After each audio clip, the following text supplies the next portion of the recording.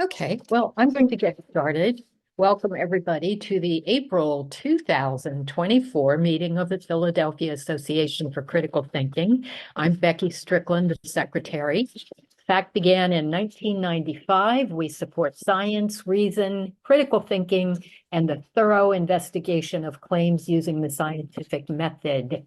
Our speaker today is Rob Palmer, who has been a wonderful friend to skepticism and a wonderful friend to FACT. Thank you, Rob, for speaking again. He is the author of close to 100 articles published by Skeptical Inquirer and other media.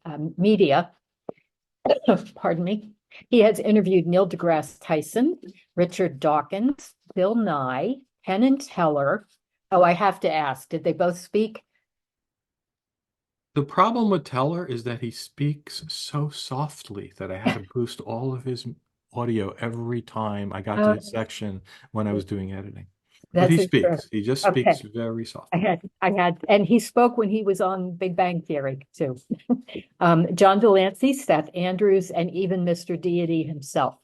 Rob has given presentations for various skeptic and humanist groups and conventions, including 4 times at CSICon, the annual science and skepticism conference that's held in Las Vegas. He has been interviewed about his work on various podcasts and YouTube shows, including the Skeptic Zone, Big Picture Science, Point of Inquiry, the Thinking Atheist, and by recoveringfromreligion.org, for which he volunteers. Today, Rob will talk about what is the harm in using psychics. But before he starts, a little information about our Zoom meeting. There is a chat icon at the bottom of your screen. You can type questions in anytime. Please put a capital Q in front of your question to distinguish it from the regular chats. And the Q&A will be at the end of Rob's talk. So you will have a chance to ask your questions. Rob, thanks for being here. The screen is yours. Well, thank you for having me again. Yeah, this is one of my personal favorite talks. It's one of the ones that I did very early when I started speaking about such things, and I have updated it for today. So let me do a screen share here with sound.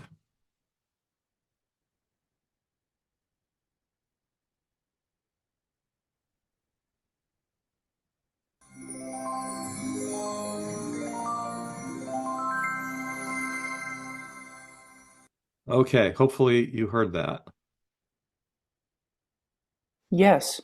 Okay, because I have a bunch of videos in here, and it would not do if I got to them and there was no audio. So I'm going to hide my controls. Hopefully there's nothing obscuring the screen right now.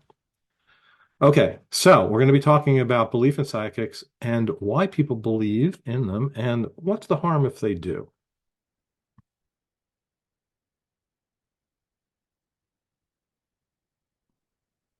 I want a world where the purported psychics no longer act as parasites on the grief-stricken or mislead time-sensitive investigations. So points for anyone who recognizes that voice, put it in the chat. So quickly, what's my background? In 2016, wow, it's a bunch of years ago now, I joined the Guerrilla Skeptics and Wikipedia team, and according to Susan Gerbic, who runs that organization, therefore was a skeptical activist. Because of my activities with that team and some writing I did on Wikipedia, I was hired as a columnist by Skeptical Inquirer a couple of years later.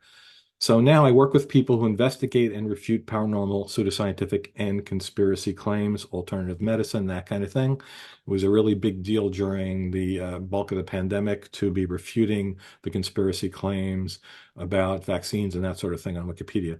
I've done presentations at conferences and online, as Becky said, including at CSICon 4 times. So let's talk about the subject. Do people really believe? Every once in a while, I'll get nobody believes that. Even on Wikipedia, when there's one of these TV mediums pages on the talk page, which every Wikipedia article has, where editors decide what goes on the page. There's a lot of Wikipedia editors not knowledgeable about the situation. They go, "We don't have to say this is fake. Nobody believes it." Well, That's clearly not true. So here's the most recent poll that I could find, 2018, and I'm sure this has not changed much. They looked at New Age beliefs with both religious and non-religious Americans. And amongst people of the Christian faith, I'm not sure why they only looked at that faith, and also unaffiliated, it was 41% of all adults. So you're almost at half there. And if you look at the bottom line, if you go down to nothing in particular, if you don't even want to say that you're a specific kind of religious person, you believe at more than that, at 52%. The only thing which would inoculate you somewhat is 10% of atheists. It still surprises me that 1 out of 10 atheists will believe this stuff, but it's a lot better than 1 out of 4 or 5, one half or so, or 40%. So there was a great segment on This Week Tonight by John Oliver, which was all about the psychic industry. And he said something that I want to play for you right up front here. Before we go any further, I am not going to be litigating whether psychics are real in this piece. For one, they're not. See? No litigation required. So yeah, that was it for him. He just then went on to give the details of how they're con artists. I'm going to go a little bit further than that here, but not much. This is not a presentation to prove psychics are not real. So let me first tell you a little personal story, how this became personal for me. Right. While I was on the Guerrilla Skeptics team and I started to get pulled into skepticism and understand what was going on and find podcasts, I found this podcast called Skepticality, and they had just interviewed a psychic detective. And I don't mean a detective who's psychic. This is a detective who fights psychic crime. When I became a writer, not long after that, for Skeptical Inquirer, I interviewed the gentleman, and I actually wrote 2 articles about him. His name is Bob Nygaard. He's one of the few people, maybe the only person, who specializes this in the United States, of getting victims of psychic con artists some justice, some degree of justice. In fact, he became so famous that he was on CBS TV's series Pink Collar Crimes in one episode, and another series, The Con, on ABC TV in 2021. So this is interesting because if you Google psychic fraud private eye, you get Bob Nygaard, and also the Wikipedia article, which is the third one on the screen, as you can see there. Well, because of that, and because my email address is available from Skeptical Inquirer, I started getting emails, and this was one of them. A woman who had lost her life savings, $42,000, to a psychic con artist, wrote me for help. This was the civil court she's suing the psychic in. So she gave me all of that kind of information. And I felt like horribly bad about this because there's nothing I could do for the woman except to point her to Bob Nygaard. Because, I'm not in law enforcement, but it was one of those things which really, tore at my heartstrings. And then especially realizing when I talked to Bob about this, that he gets so many requests for help that he's just one person and he can't do it. And so many people go without any help in the legal system. And it's a tough issue, which I'll talk about a little bit more later. Anyway, because I found all that out, I wrote an article called Belief in Psychics, What's the Harm and Who's to Blame, which this presentation is in fact based on. You can Google that on Skeptical Inquirer if you'd like to find it. And for Spanish-speaking people, it was translated into Spanish. So because that came out, I started to get even more contacts. This woman told me she met a psychic 5 years ago, scammed a lot of money. She wanted more information on the detective. I sent it to him, and he contacted her. And basically, this is also a common thing. She decided to stay anonymous as her family was concerned for the safety, and they decided to let it go. A lot of people do this, which is why the psychics get away with it. So let me tell you some particularly famous cases that made the news. And of course, the things that make the news are the high money cases. But this happens to a lot of people for less money, but still significant money. So the names up here are the psychic names, not the victims. We don't report those. Tracy Milanovich, she was arrested for stealing more than $70,000 from her client. She told her client that the client's daughter was possessed by a demon, and she would need to purchase her daughter's soul back. And she also claimed she could relocate that demon into a Barbie doll. There you go, haunted Barbie doll. Bridget Evans. So she convinced the victims that their money and valuables contained evil spirits. See a pattern there? And she could vanquish them if that stuff was in her possession. She was sentenced to 5 years of probation, no jail time, and took a plea deal. And then 37 months in prison for fraud again. This is a pattern. These people get out, and sometimes they never actually serve any time, but sometimes eventually they do, but only after taking advantage of many, many people. So she was recently charged with fraud for a third time after being accused of scamming two victims out of close to $500,000. Priscilla DeMauro, she convinced her client, which was a guy, that a woman named Michelle, who he was in love with but wouldn't give him the time of day, were twin flames kept apart by negativity. And this guy paid her hundreds of thousands of dollars over many years. And then Michelle died. You think that would be the end of it and DeMauro wouldn't be able to get any money out of him? No, that did not end it. DeMauro convinced him that she could reincarnate the woman's soul into someone else's body for him. So after all was said and done, almost $1 million on that one. She took a plea bargain with a sentence of less than a year for all of that and no requirement to pay any of the money back. Don't ask me why. Gina Marie Marks, 2010, she was tried for defrauding a client out of $500,000, sentenced to 18 months in prison, and in this case, oddly forced to pay restitution. Most of them don't ever do that. 8 years later, arrested again, convicted, this time for $340,000 from a multitude of victims over 3 years, sentenced to 6 years in prison in order to pay restitution. Didn't stop. She just went on that spree from 2010 to 2018. In 2018, I mentioned that Bob Nygaard was on a show, and that was the episode featuring his pursuit of Gina Marie Marks over all of that time and trying to get our victims some restitution. Ann Thomas, known as Psychic Zoe, claimed she needed to use money and various items to perform rituals to vanquish evil spirits and demons. There we go again with that. And curses that were allegedly plaguing the victim and also members of her family. In 2018, she was arrested for conning 20 clients out of more than $1 million. In 2021, just a few years ago, she took a plea bargain and served 5 years probation. Again, no time behind bars. And she just had to return a fraction of that stolen money. I think this is the last one. Terry Uwanowicz. She said a witch had placed a curse on the victim's family, and only she could prevent harm coming to them all for a price. There was a Brazilian woman in the United States going to medical school. Over 7 years, she paid Uwanowicz from many sources, and she had to give her so much money, she quit medical school to become a stripper, so she would make more money to give Uwanowicz. She actually later graduated, but then forgo accepting a residency to continue working as a stripper in order to continue to pay Uwanowicz over $1 million. She was sentenced to 40 months in order to pay restitution. So the problem with the victim is that sometimes that money is gone. You know, they give it to friends and relatives and whatever, and in no way can be collected back.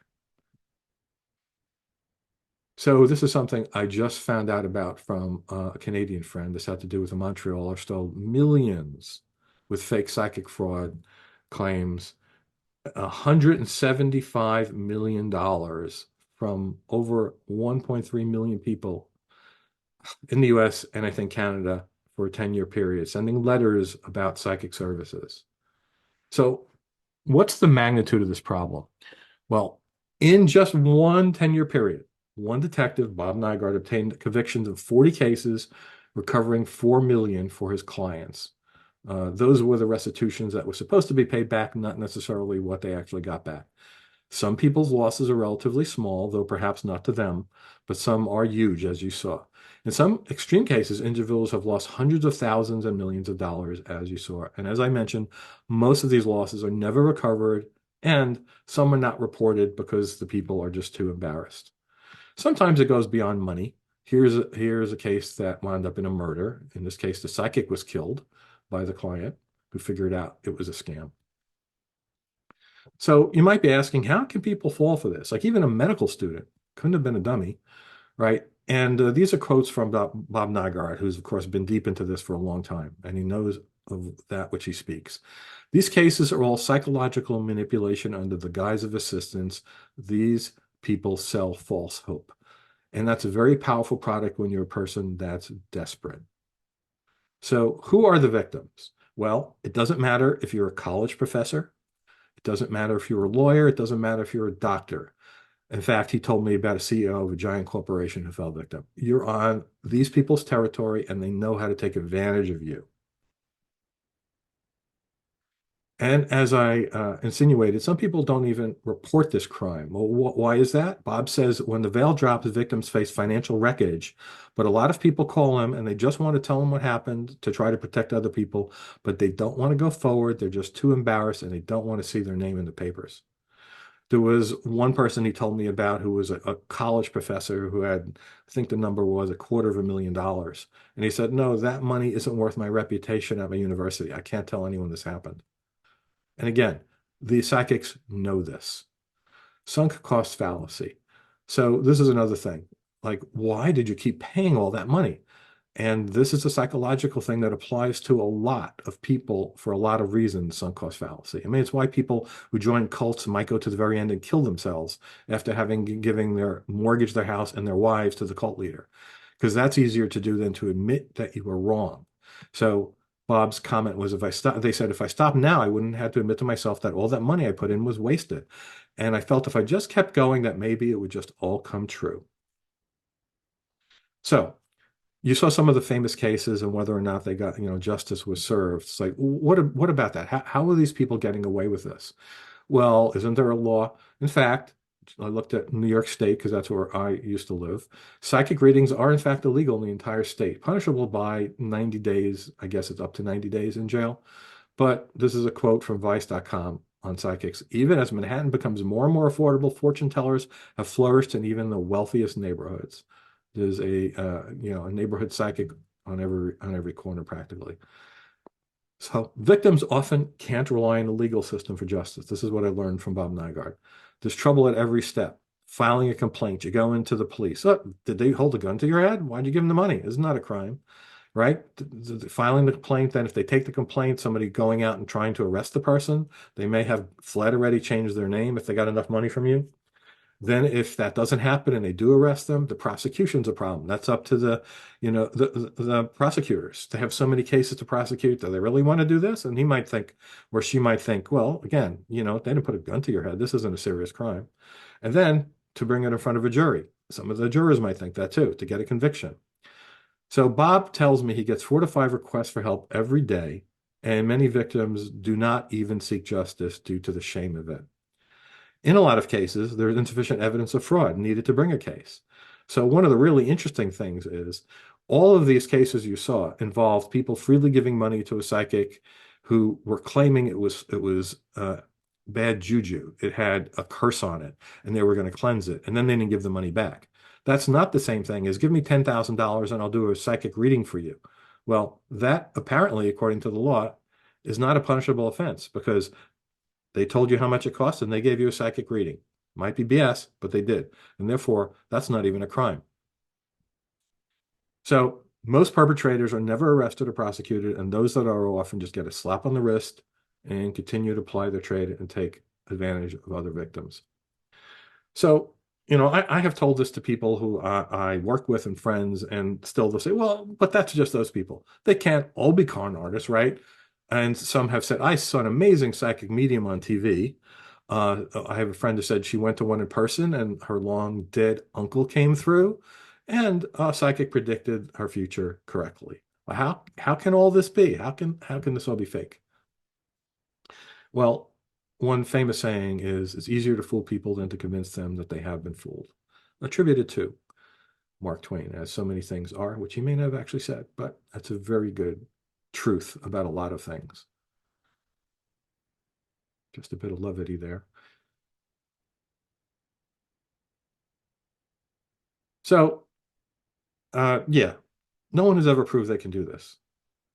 This is the thing. Psychic, mediumship, paranormal claims have been investigated and never been found to be authentic by unbiased researchers, not counting the people who believe it already and want to prove it.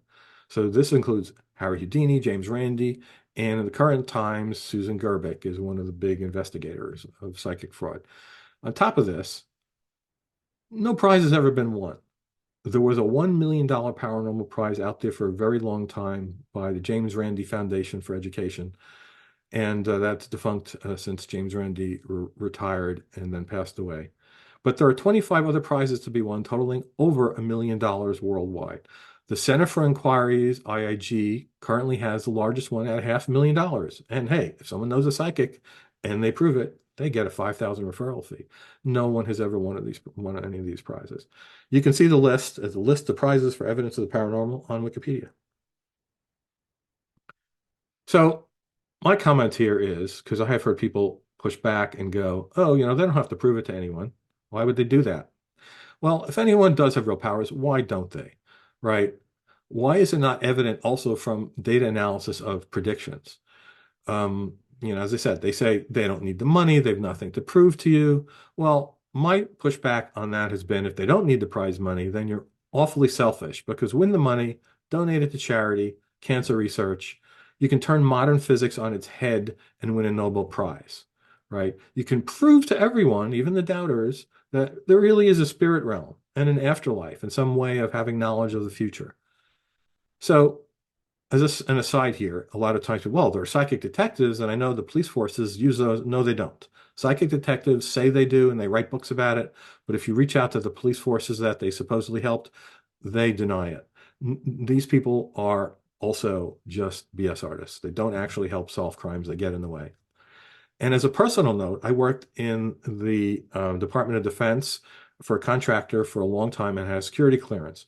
We are told it is our duty. Every year we have a meeting on this kind of thing. You have to go. If you're on vacation and someone comes up to you and asks you about your job and it's mysterious, you need to report this to the department so that they can investigate it. We are never warned not to go see a psychic. So for the people who say, well, the US government knows there are psychics, well, that's clearly BS because they don't even worry that they're going to pull secret information from people who have security clearances. So the other thing I'm going to say is sometimes absence of evidence is evidence of absence. I participated in what was called the Great Australian Psychic Prediction Project a couple of years ago. We did an analysis of almost 4,000 psychic predictions made by over 200 people in Australia claiming to have knowledge of future events that covered a 21-year period. Why Australia? It was run by Richard Saunders of the Skeptic Zone fame. And when that was all done, I actually wrote an article. You can Google that, Pondering the Published Predictions of Prominent Psychics. I like the alliteration. And to cut to the chase, this was our scoring results. It was a team of people looking at all of these almost 4,000 predictions.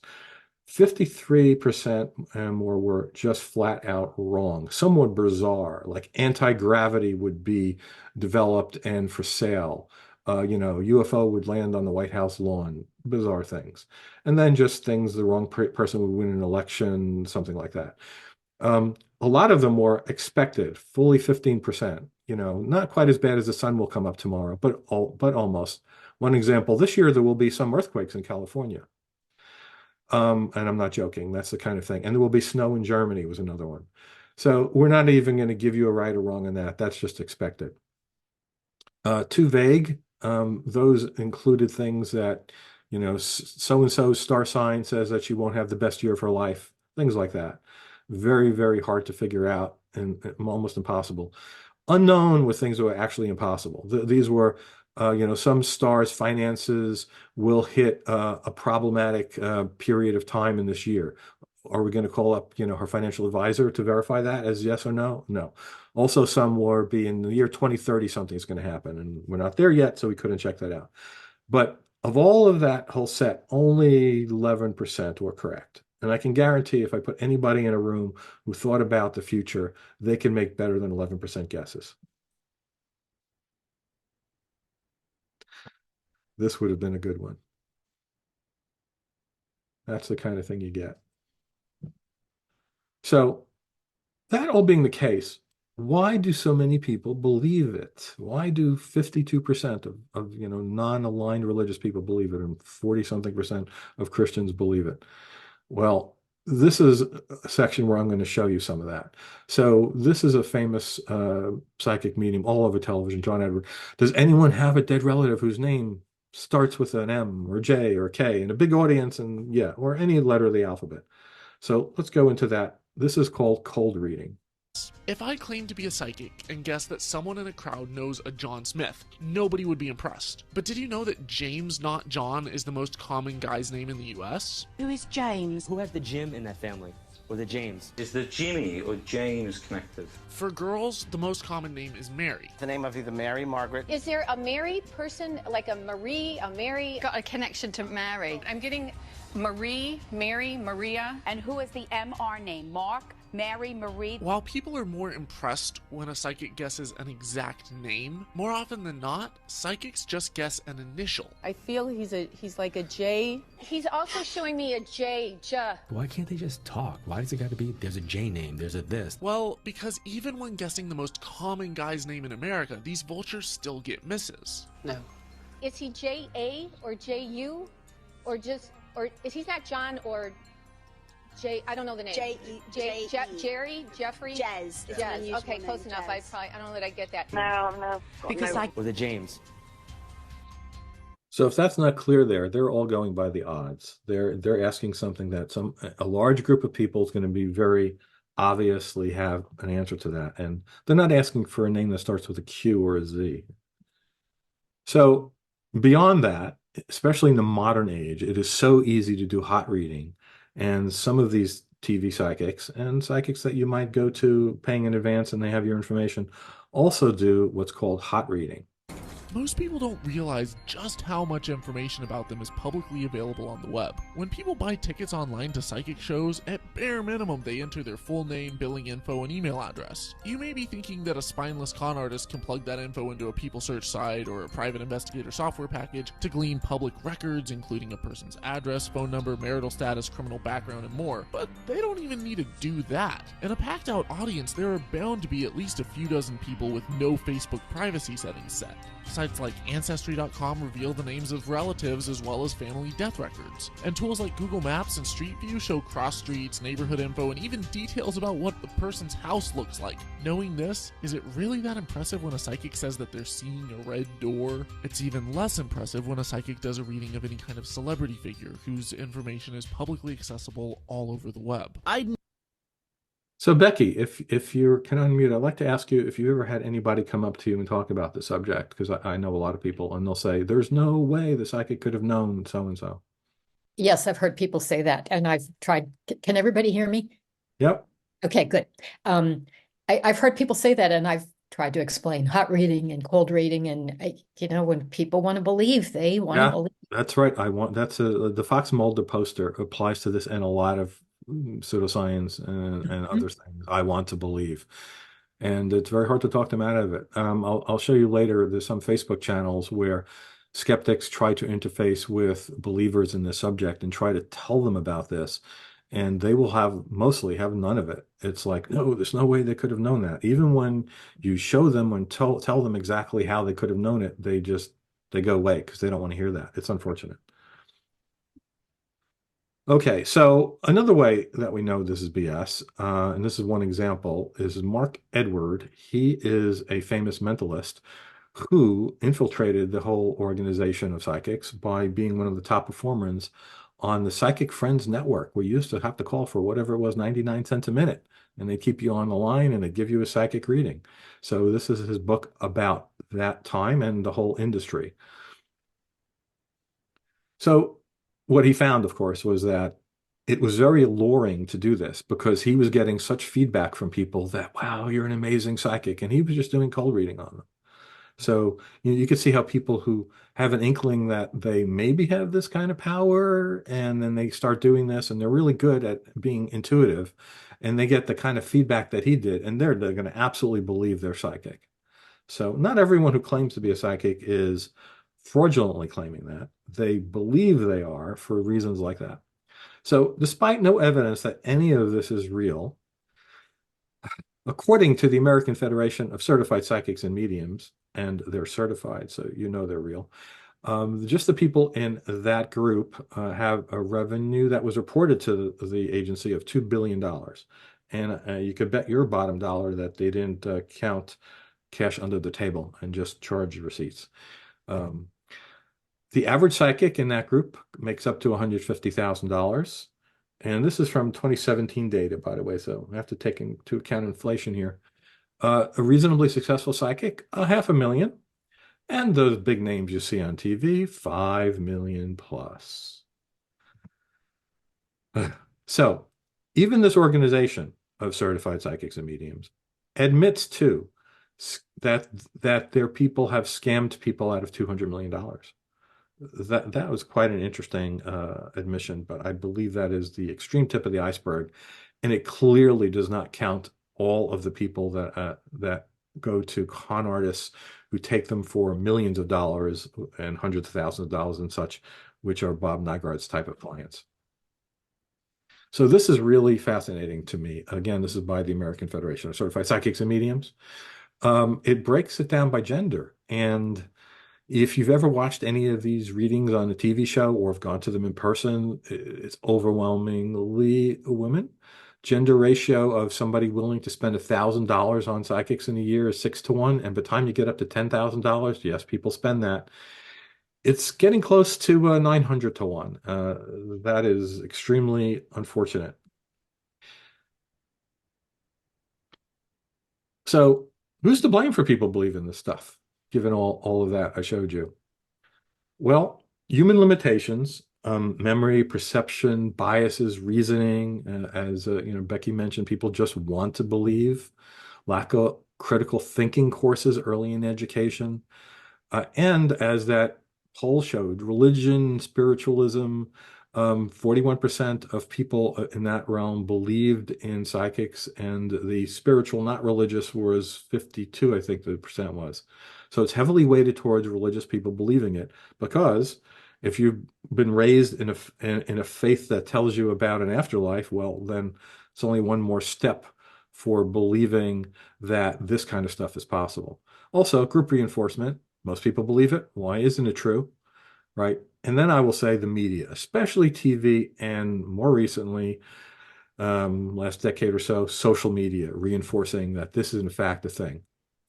So James Van Praagh, a famous medium, is an author. He puts out stuff like this: because our consciousness doesn't die at death, we carry our mindset of thoughts and beliefs into the other side, yada, yada, yada.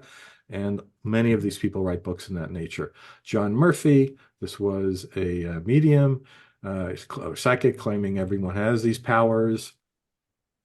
This is current. This is a psychologist who just published a book, Becoming Psychic. And as you can see at the top, forward by Laura Lynn Jackson, that's the personal medium of Gwyneth Paltrow, which you'll hear a little clip of shortly.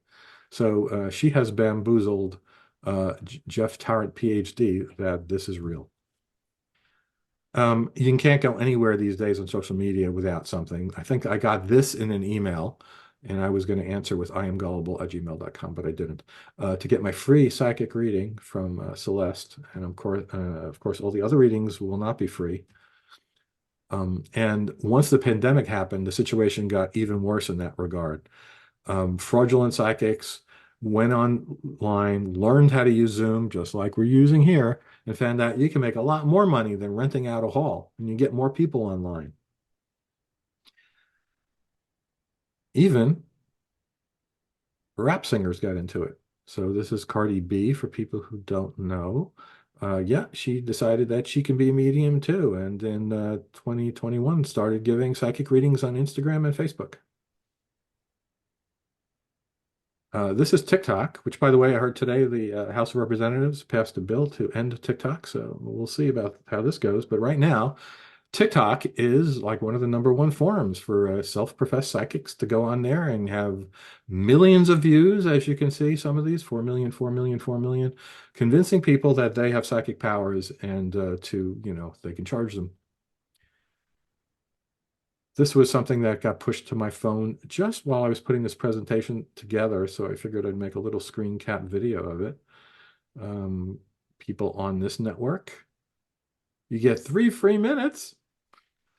After that, it's going to cost you an arm and a leg for BS. I think I scrolled through this. The maximum one I saw was like $5 a minute, something like that. Quite an inflation since 99 cents. Oh, $7.35 a minute. There we go. There are places which teach people to do this. This is in Sarasota, the Spirit University. A friend of mine worked here as the business administrator until she realized it was poppycock. And their facilitators include some famous people. The third one on that list, Eben Alexander, he's a neuroscientist who had his own near-death experience and came to believe in the afterlife and this kind of communication. So he gives classes there. Raymond Moody is the person who invented the term near-death experience. So, and all these other people teach you psychic stuff. You might even go to a police office and they'll tell you, no, yeah, you should go see a medium. This is somebody who made the AP because he was a town manager and he was a skeptic, but he said he's not a skeptic any longer because he had his own interface with a medium which convinced him. These are the kinds of things you see just on, doors going into restaurants or whatever. There are things that are in bookstores and bookshops. It's just all around. I was on my way someplace and I stopped at a red light to take this picture because I was annoyed that a high school was having a psychic fair, a way to raise money for the school, no doubt. But hey, you're teaching your students that psychics are legit. By the way, it's not restricted to just people. There are pet psychics. And I don't mean the horse is psychic, but people who claim to be able to read the mind of an animal, which we can't even communicate with when they're alive. And on TikTok, here we go. A whole bunch of pet psychics who will help you understand what your pet's thinking. And there are pet psychic mediums who will tell you how the pet is doing across the Rainbow Bridge.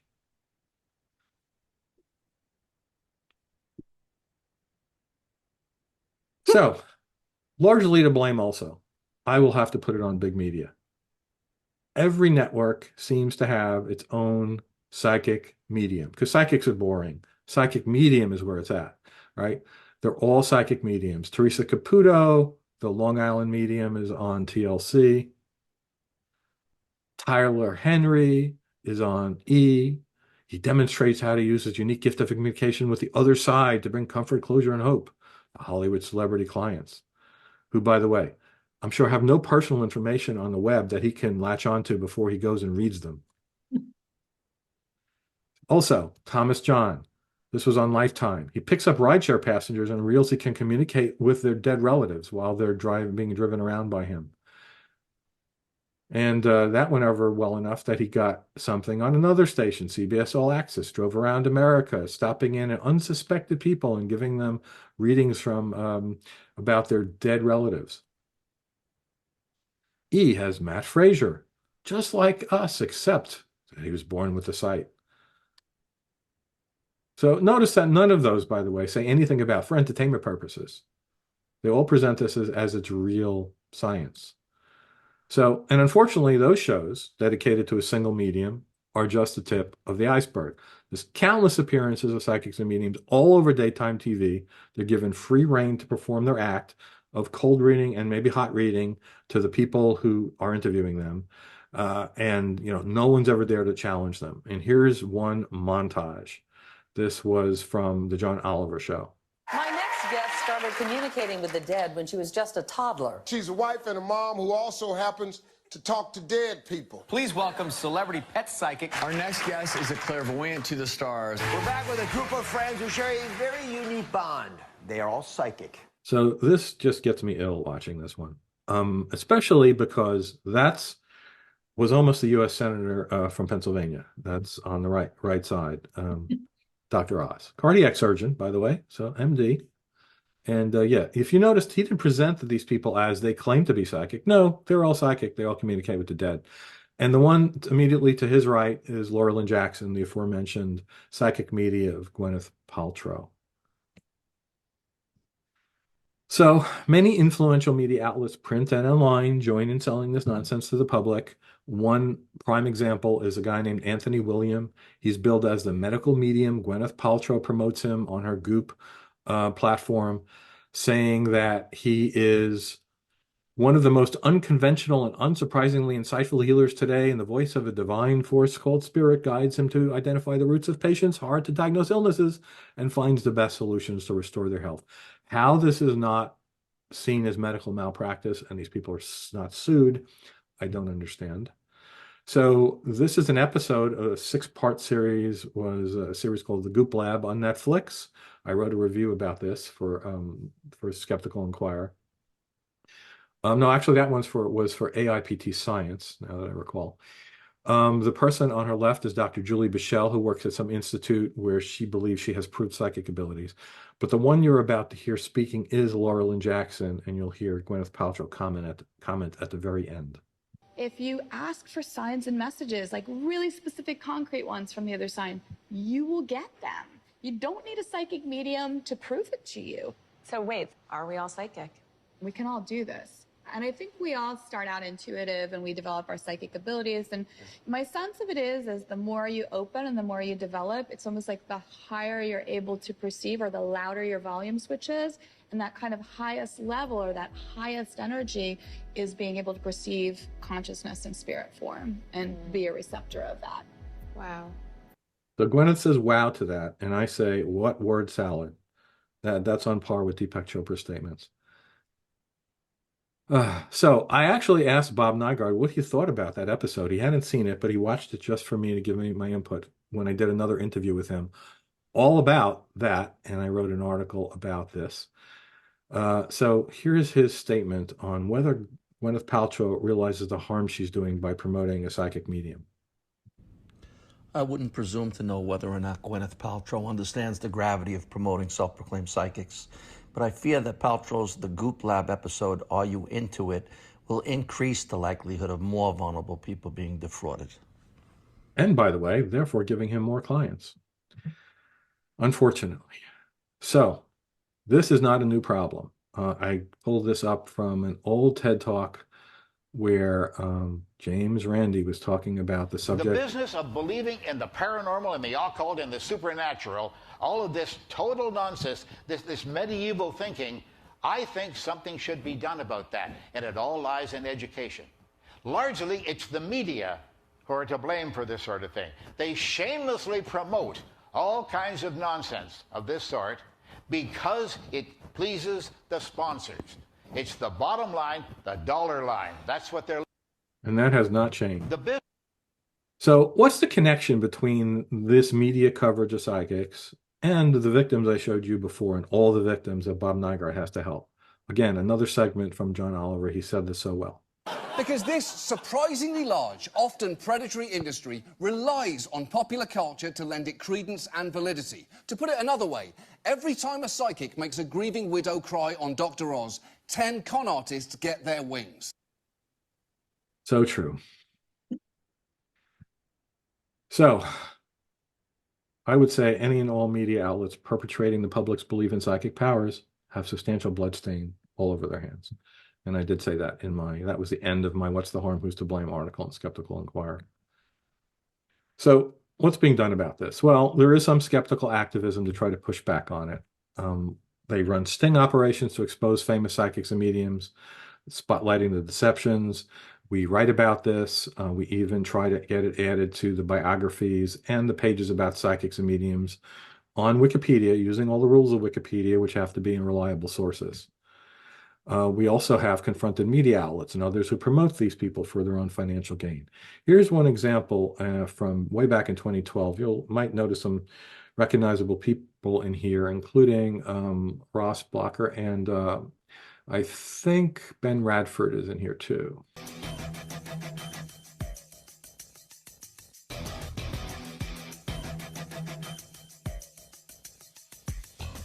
Anyone here to see Sylvia Brown?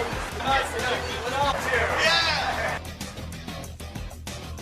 Sylvia Brown. I've never heard of her. That's a good thing. She talks to dead people, but unfortunately they don't talk back. Sylvia Brown lies to grieving parents. Sylvia Brown's here tonight. My prediction is she's going to steal your money. The only thing worse than losing your child is having this woman lie to you about it. The Greek vampire, ladies and gentlemen. Sylvia Brown. That's right, lady. It's horrible.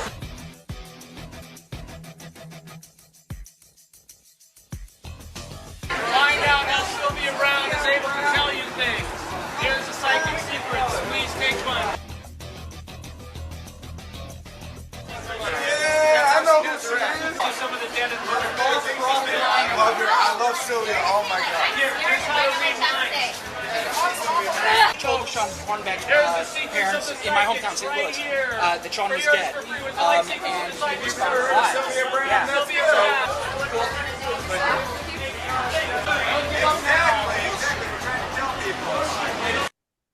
Okay, so also Mark Edward was in there.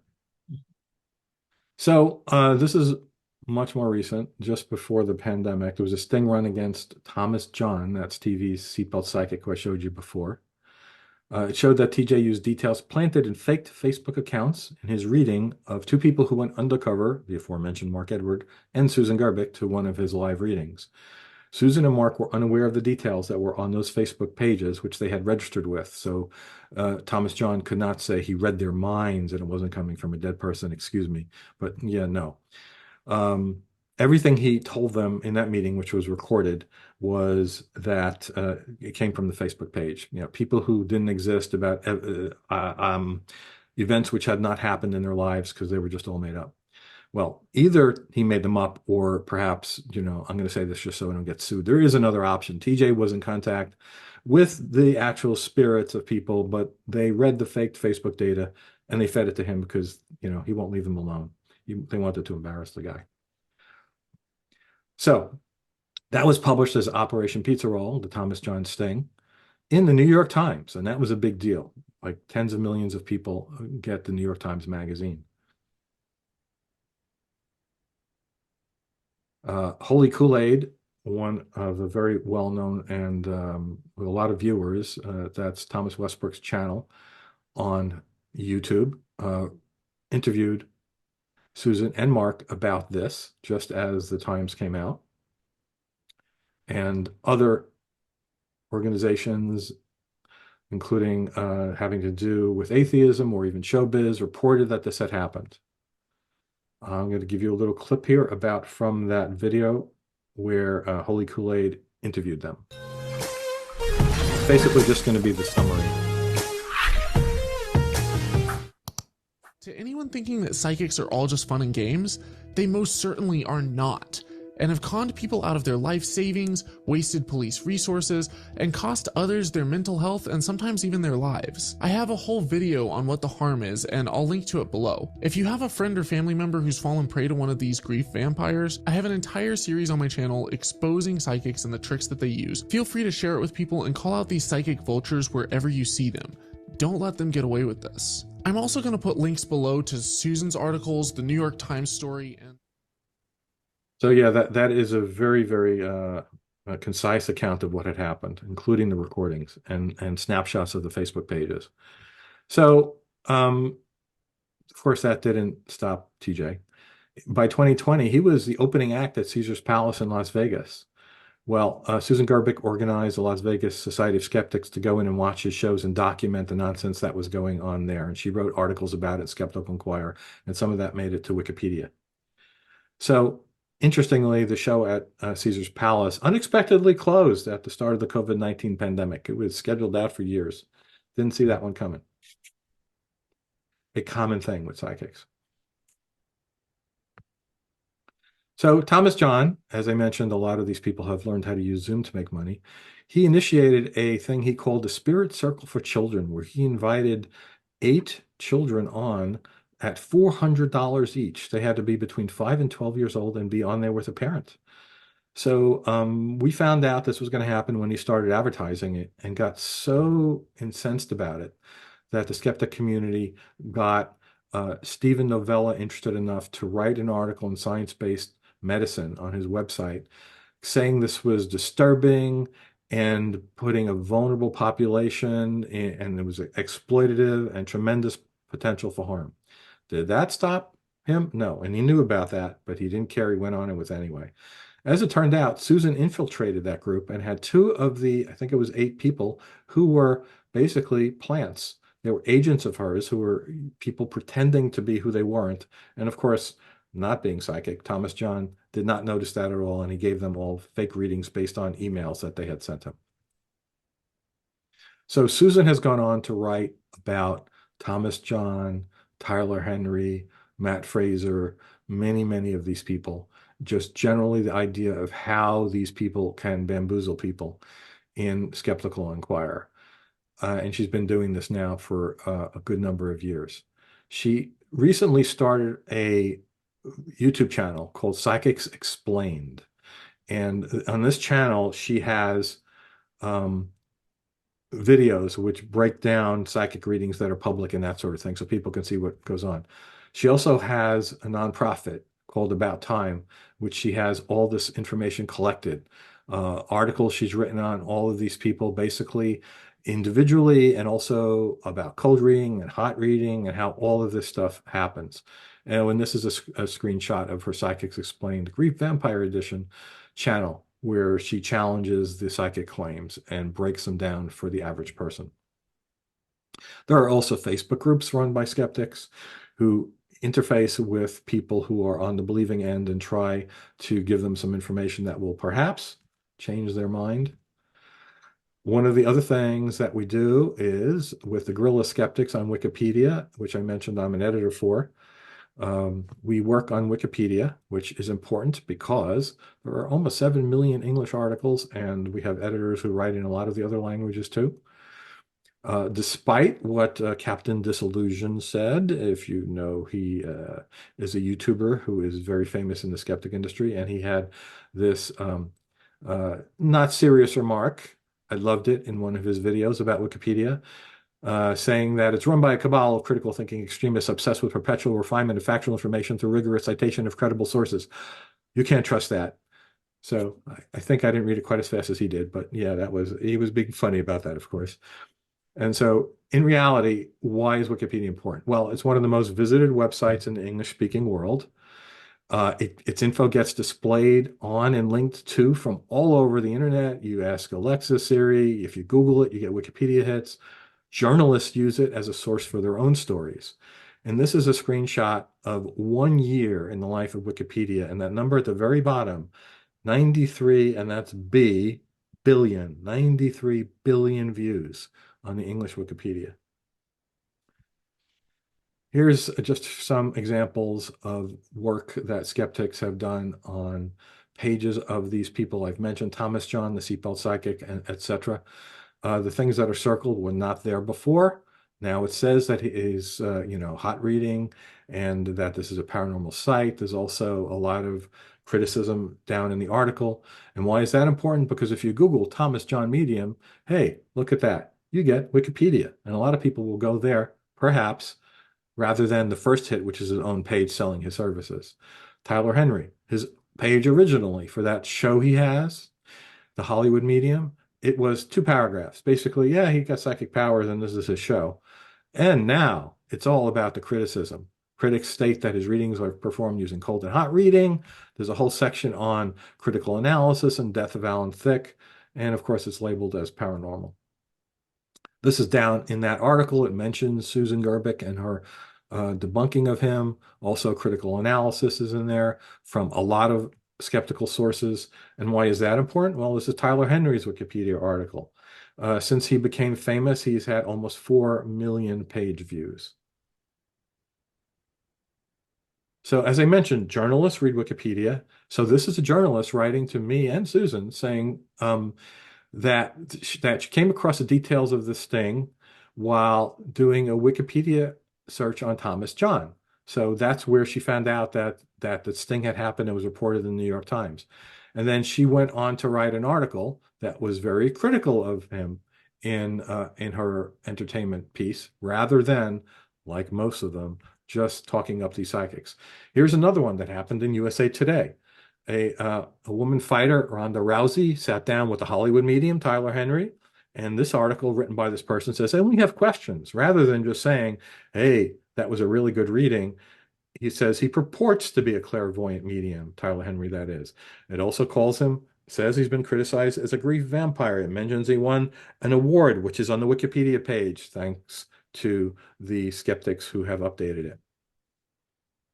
So what can you do? Well, educating yourself on this subject. Don't be a victim. Share what you've learned with your at-risk friends and family. Perhaps send them this or some of the videos that I have links with in this presentation. And if you have time, perhaps support skeptic teams who are actively debunking psychic claims. Mark Edward, who, as I mentioned, wrote the book Mark Edwards and Psychic Blues. He has spoken out about this quite a lot and been activist. And I wanted to give him the last word. We interviewed him on our Recovering from Religion show, which is every Monday at 8 p.m., by the way. You can find us at recoveringfromreligion.org. And it's the RFRX show, we call it. We interviewed him back just a little while ago, and I took this short clip. If you're going to go to a psychic, just be careful because they are trained to get a hook in you. And once they get the hook in, they don't let go till they have to. So thank you very much for your attention. I hope that was informative. You can get all my skepticism work in one place if you snap that QR code while it's on the computer. And that's the end of my talk. Let's leave that up then. That was hard to listen to. Very well put together. One of the best presentations we've seen. I'm not on any social media. I'm not on Facebook. I've never been on TikTok, any of those. I had no idea how much of that stuff was out there. The only thing I hear is California psychics on KYW.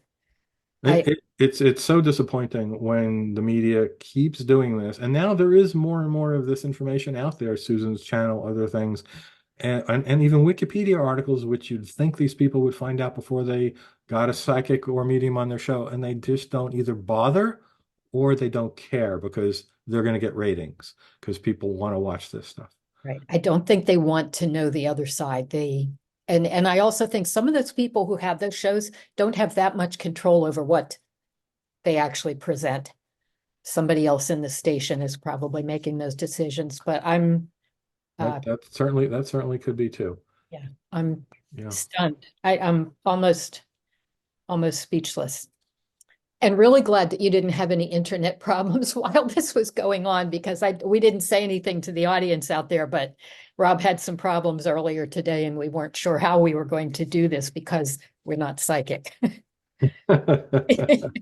But we are prepared because I did the recording for you. Oh, we were prepared. Yeah. Deriva, who's the tech support in the background, we were definitely prepared.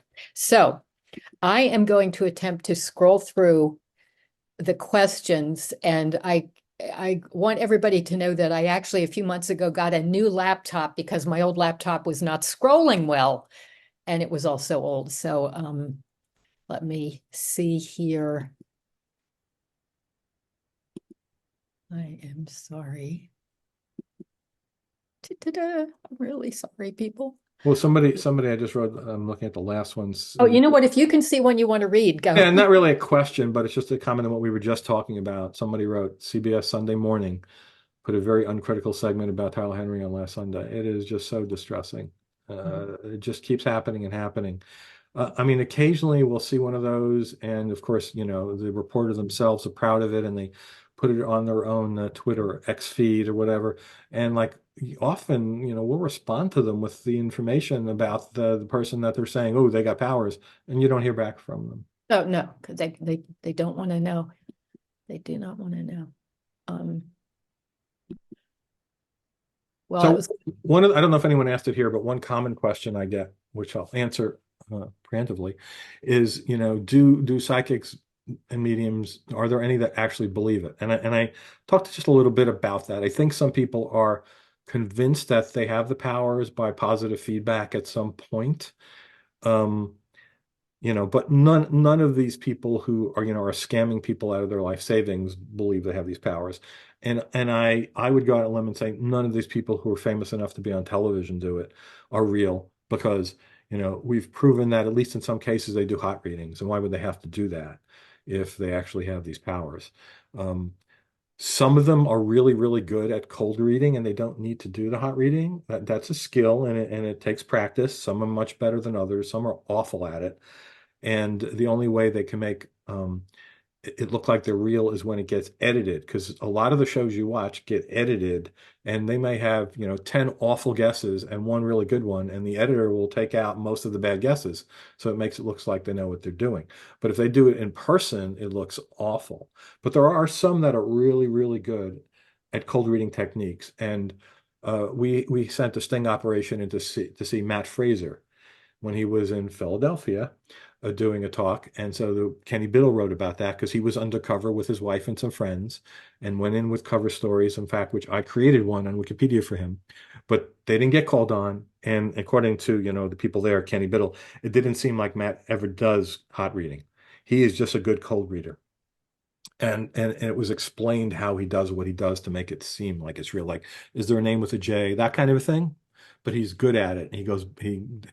One of his techniques is he'll go walk into the audience and point down a line of people. So not from the stage, but he'll be pointing at a line of like 15 people in a row and say, one of you people has a person who died recently with a chest. But because of the angle he's at, you can't tell who he's pointing at until one person reacts. And then his hand moves ever so slightly, and it looks like he was pointing at that person right off the bat. It's that kind of thing which is called out. Mark Edward, pointed that out and he said that's actually a brilliant technique, and he hasn't seen that done too many times. But he's really good about that. Interesting. I'm thinking of a clip I saw of James Randi probably decades ago, where he had gone to Russia to talk to two women who were convinced they were psychic. They could always find information from people. I think they were doing very good cold reading, but they truly believed in themselves. And James Randi did his poker face. They would ask him questions, poker face. He gave them nothing. He didn't flicker an eyelash. And they kept looking at each other confused, like, what?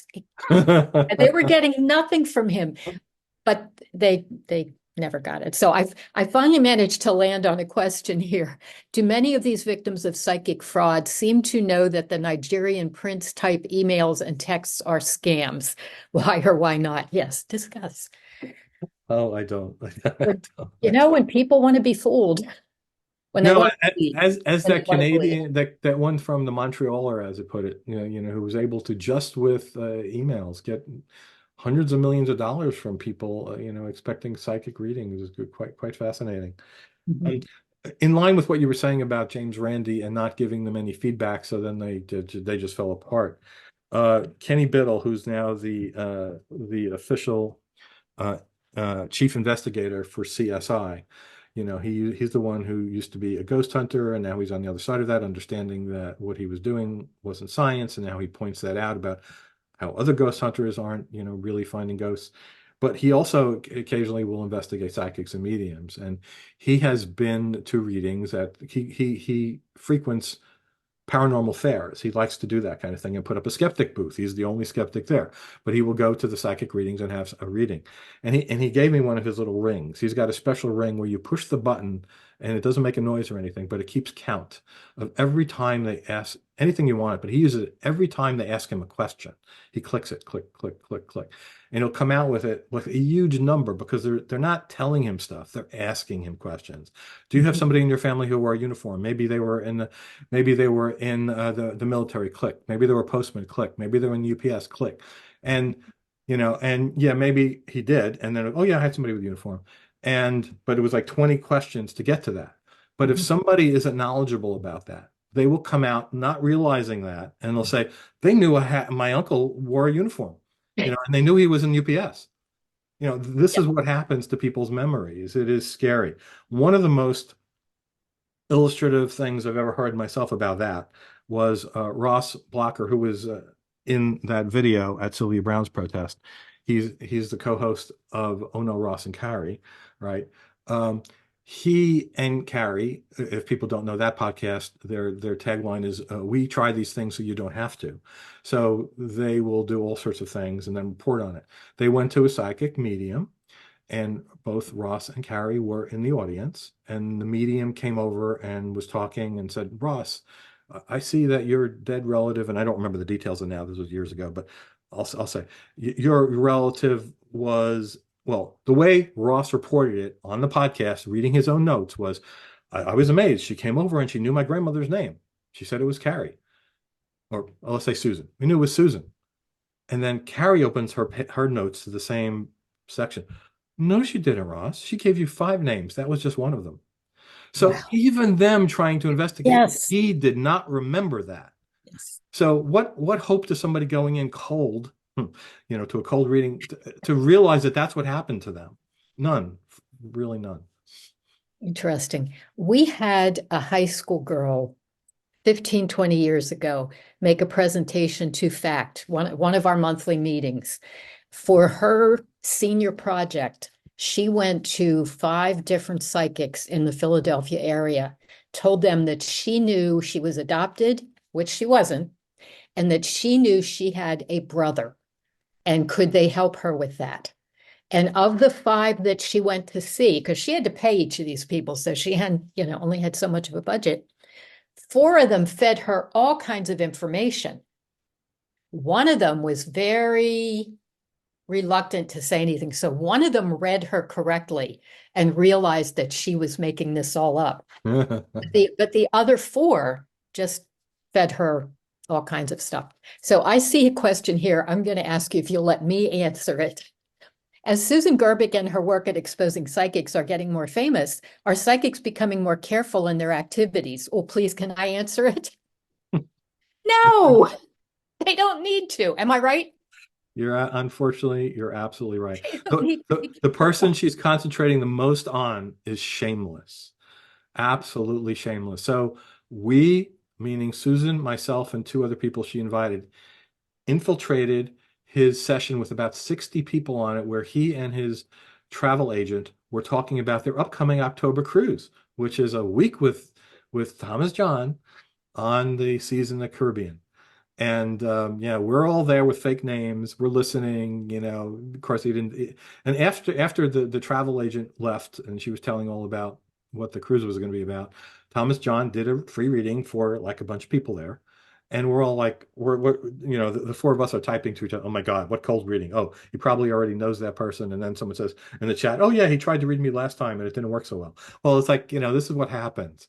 But all of the people there were so into it and, hanging on every word he said. And they were going to pay a lot of money to be at sea with Thomas John. And, that would be a nightmare for me.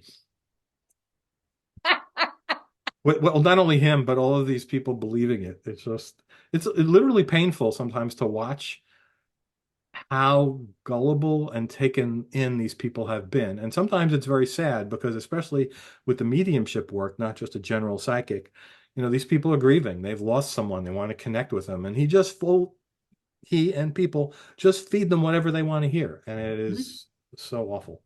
Yeah. Yes. And I've always liked, I see a picture or a book or whatever on a shelf or on a piano, and they want to know why you moved it. And then there was, I'm sorry, I'm not explaining this very well because I don't do presentations like that for a living, but there was somebody in one of the shows that was saying, Harry, where's the money? Where did you hide the money?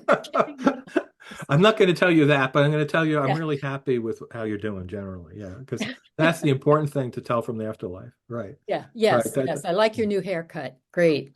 That's right. Yeah. And also Rover, who passed along, is telling me that they're happy here. Yeah. Yeah. Yeah. So now we're just making fun of people. Yes. I just remembered the thing that I wanted to say in regard to the question about, do these people like change their pattern or anything because they know she's watching? So, one of the things is that I don't think they care, as you said, sort of because they are so successful that like you cannot convince enough people who already believe in them not to pay them. So it's unfortunate. And like another question, but well, what else can we do about this? It's hard to watch. I don't know, maybe trying to push on education systems in your district to teach critical thinking early on. Because one of the things is, as I mentioned, it's easier to fool people than it is to convince them they've been fooled, right? So people don't want to hear that they've been fooled. So if you can get them to understand how this all works before they get taken in, they won't get taken in, and then you don't have to convince them. And the best way to do that is, by improving our education system, by teaching this kind of stuff. And I don't know if you guys have heard of Melanie Tresick King, but she would be a great speaker. She's going to be our speaker in November. Fantastic. Anyone who's still on this or watches this on the internet before you got to attend her talk. She's an educator who is a science teacher, biology, I believe. And instead, she decided it's useless to teach people just the facts about cellular biology who aren't really going to be biologists. This is just one science requirement they need to take because they weren't really learning anything that they're going to remember. It would be more important to teach them how to differentiate science from pseudoscience and how to understand when you're being taken and, that kind of thing. So she now has become a full-time educator to teach educators and skeptics how to, change the educational system so people are educated about this stuff up front. Mm-hmm. Hopefully you'll come and be in the audience in November. Definitely, if I am available, I absolutely will. We actually had her on Recovering from Religion talking about this, and she spoke at CSICon 2 years in a row, and this is going to be her third time this year. Yeah, she's a fellow of CSI. That's correct. One of the quickest fellows I've ever seen made a fellow. Oh yeah. She did a Sunday papers talk, and then she was a fellow. And I think that's because they realize how important what she is talking about is. Yes. Okay. We have a comment here that was sent directly to me from somebody that I know is very intelligent and a very critical thinker, but it kind of illustrates how we remember something very vaguely, but we think it's more specific. So this person was traveling to another state. Now I have to get something else out of the, I just lost it. Oh no. Somebody was traveling out of state and got a call, and I'm sorry, because I'm going to mangle this now. I'll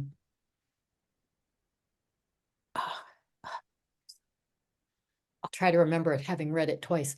Traveling out of state and got a call from a neighbor who said they had lost something, and they told them where it was. And for the person who sent this question in, I'm sorry if I'm mangling this. Here we go. I found it. We were traveling to another state to visit my parents. While there, a friend of my parents called and said I had lost something, quote, parentheses, didn't know it was lost, and told me where it was. I still can't explain it. But to me, that's so vague. I don't know how long ago that memory was, but it's you take it. You're going to do a better job.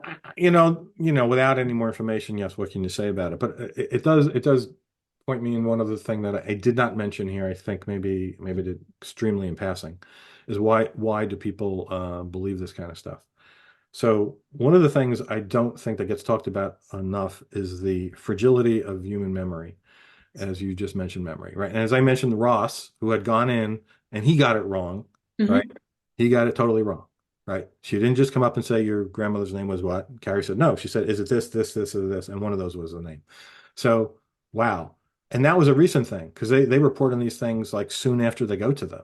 So, our memories are not all they're cracked up to be. And, Elizabeth Loftus has made a career in teaching people about this. She is my hero. She for people who don't know, you could look at her Wikipedia page. Her specialty is memory.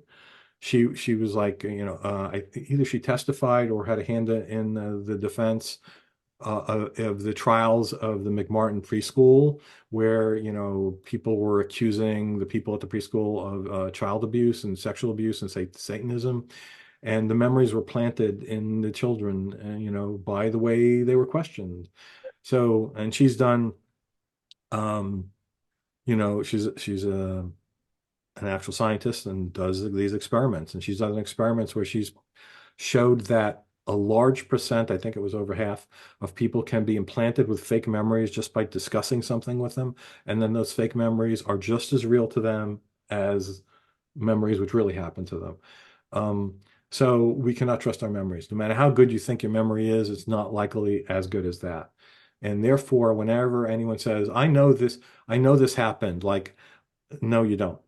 Right. Like, you do, you don't. So yeah. And that's just a fact. One of her experiments is showing people, adults, photographs of them as children with their parents in some setting, as I recall. And then they sit down and they ask them to give them more information about that. Like they could be at Disney World with their parents, or they could be in a hot air balloon, or they could be in front of the Eiffel Tower. And some of those are photoshopped. So they were never at that place. And yet they can convince some people, oh yeah, I vaguely remember that. And then they'll start telling stories about it. Like, how do you explain that if we have a memory which is any way reliable? Because it just isn't.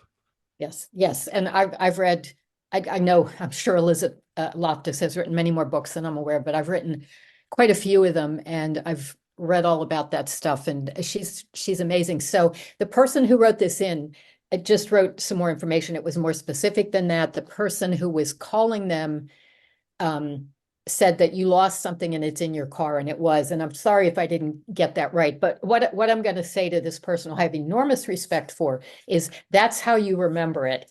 The first time we met Kenny Biddle, I think he got in touch with Eric, who was doing almost all of our speaker scheduling then, and said he wanted to talk about photographs and how they can be manipulated. And he was trying to deal with it. I'm going back 20 years now, at least. He was trying to come to terms with the fact that he had seen a vision of his dead grandmother. And he was trying to figure that out. Now he's 20 years forward now. He's thinking a lot differently, but even recent memories, I've had times when I thought I remembered something really, really clearly, and my memory was just bad. Yeah, yeah. I mean, and another thing is just chance. When something that seems unlikely happens, like someone said, "Oh, it's in your car." Well, could be luck, right? And there's something like the law of large numbers, and this. I'm a helpline agent for recovering from religion, by the way, and we get a lot of people calling us who are taking a step away from their damaging religion, and sometimes we talk about what's holding them back because they want, well, I would leave, but I just don't understand how this thing could have happened. And sometimes it's something like what you did, the story you just related, but except it would be on a religious front. I had a sign and then that happened, or I prayed for something and then the next week it happened, right? So some of those are the laws of large numbers, right? And some of them are memory, some, right? Like everyone who, buys the jackpot lotto prays to God, and the person who wins thinks God gave them the money. But all the people who didn't win it, they just forget about it, right? So if that kind of thing happens, like how many people are driving, lost something, and a friend called them because they said, I don't know where it is, and their friend called, maybe, I don't know, 1,000 people to 10,000 people in the country at the time. If you're the one where your friend was right, or whoever was right, wow, that was magical, right? Could have just been a random chance. It was actually a show, I think it was a segment of Skepticality, which were the odds must be crazy, which was fascinating, and those podcasts are still available out there. And it's quite astounding. They would read a letter from somebody saying, how could this possibly have happened? And then they would actually go through it mathematically and statistically, and it's like, yeah, no, actually, it's not surprising at all. We're very bad at probability. That is one of the worst mathematical skills humans have. Right. Okay, so this person has written in again, and I want to give this the best shot it has. My wife was there, and we definitely remember it exactly as I said. There was absolutely no way the woman knew I had lost a specific object. So I'm going to trust this person's recollection, and I don't want him to think I'm arguing with him anymore. And I will also so let me just say, if that person's still alive, you saw we had the $5,000 referral fee for the $500 million prize for CFI. Maybe they would be the first to prove they have some kind of powers. Go for it. And I don't think that was somebody trying to prove psychic abilities necessarily. So no, but if they had psychic powers, that would be amazing to be able to prove. Oh, sure. It would. And just because we can't explain something doesn't mean it's not explainable eventually. But I'm going to say to the person who was writing this in, get in touch with Rob directly if you wish. And I apologize if I have misrepresented you, because I have enormous respect for you. Truly. No, I would say get in touch with CFI. Just do CFI, IIG, Paranormal Challenge. It's easy to find on the web. And you can discuss this with people who actually test people who make these kinds of claims all the time. Yeah. I have not done those kinds of tests. So. Right. And I don't think this person is trying to prove something. I think he was just saying, here's something that happened to me that we still can't explain. I think it's just that. So anyway. Yeah, there's a lot of things that happen that don't seem to have an explanation because we don't have enough information on them. We just have to say they're unexplained. Yeah. Yeah. And hopefully, I hope this person can come to our picnic and we can talk about it more. So, and I'm still, boy, I am having a lot of trouble. Oh, that was decades ago. All involved except me have died. So, well, there you go. I think this was just something that he's saying we couldn't explain it, but there are a lot of things that. Yeah, there are a lot of inexplicable things that happen to people on all sorts of fronts. You know, I can't tell you how many people also profess being abducted by aliens. You know, most of the people are not hoaxing. Most of the people believe something happened. There's also like demon possession and things like that that people are very, you know, honest about. But, you know, to take those as a truth of reality based upon those claims is a lot to do. Basically, as a lot of skeptics said, and Carl Sagan, you know, famously put it together in the one phrase: extraordinary claims require extraordinary evidence. Yeah. And one person's personal experience on their own, if it's historic or even right now, without any other thing to back it up, is not extraordinary evidence to believe the extraordinary claim of either aliens abducting humans and probing them, or these powers existing, which, you know, we have no other evidence for. And by the way, in the Great Australian Psychic Prediction Project articles that I wrote and Richard wrote and other people wrote about this, one of the things we also talk about is, if these things were true, the world would not look the way it does, right? If people, especially en masse, you know, all of these people, there's 2,000 people in Australia, there's probably hundreds of thousands of psychics on TikTok and in America. If these things were true, the world would not be what it is, because you wouldn't need, you know, to have trials. You wouldn't need to have people, forensic analysis. You wouldn't be able to run horse races or casinos because they'd all go bankrupt because somebody would win all the money all the time. You know, it just doesn't make sense for these things to exist in our world as we see it. You know, there are the people who claim that all the governments have agents who can do remote viewing. It's not exactly the same thing we're talking about today, but it's close. Same people always, you know, report that that's true also. You know, again, I had security clearance. You never were worried about this kind of thing because the U.S. government, who supposedly has secret agents who do this, does not seem to know that this exists, because it doesn't. Well, this was really upsetting and really fascinating and really well organized. Well, thank you. So thank you for that. Now, my last question is, was there a question you expected to get or that you've gotten in the past that you did not get today? Well, yeah, more than one, but I already talked about it, which is, do these people actually believe? Does anybody believe it, or are they all con artists? Yeah. And, you know, I don't make it a habit, unlike Kenny Biddle and some others, and Mark Edward clearly, to meet these people in person and, you know, go to readings and whatever. But I did fortuitously have one sort of done, because the first year Kenny Biddle was going to speak at CSICon, he invited me to his house so he could do the dry run presentation for me and some other psychics, and also people on the paranormal side that he was still in touch with because he came from that community. And I was the only skeptic who showed up, interestingly. But there were two ladies there, and I think two other men, who were ghost hunters and also believed I was psychic. And after Kenny's presentation, we all talked for about an hour. The men left for some reason, and there were the two women I was talking with Kenny. And, you know, I believe that those people honestly were deluded. You know, I don't, you know, neither of them made money off of it. They were the type, I have this intuitive power. I sometimes help my friends, you know, and they gave all examples, which, you know, we had Kenny and I had alternate explanations for, but had convinced them, you know, in congregate, that they had these powers. And, you know, I believe they think they have the powers.